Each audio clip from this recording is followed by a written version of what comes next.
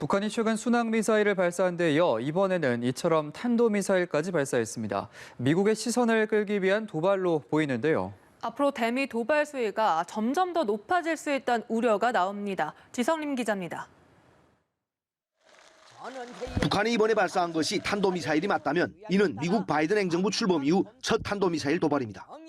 한미 군 당국이 북한의 중단 요구에도 연합훈련을 강행하고 최근 토니 블링컨 미 국무장관이 북한 당국의 아픈 부분인 인권 문제를 직접 비판한 데 대해 행동으로 대응한 것으로 보입니다.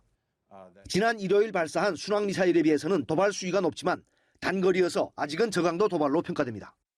하지만 북한이 8차 당대회 이후 어느 정도 내부 정리가 끝난 만큼 이번 저강도 무력 시위를 시작으로 점차 대미 압박 수위를 끌어올릴 수 있다는 우려가 나옵니다.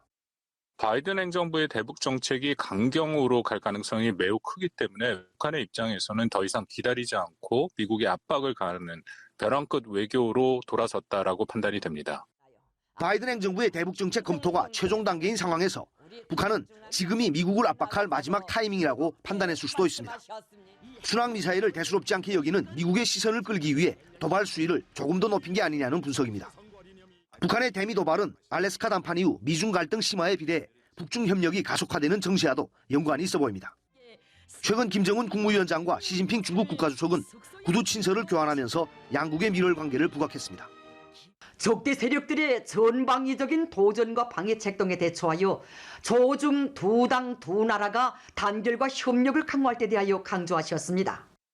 바이든 행정부의 대북 정책 윤곽이 드러나고 대북 압박을 강화하면 이미 강대강 대미 원칙을 밝힌 북한은 도발 수위를 점차 높이면서 대륙간 탄도미사일 발사와 같은 고강도 무력 시위로까지 이어갈지 주목됩니다. 연합뉴스TV 지성림입니다.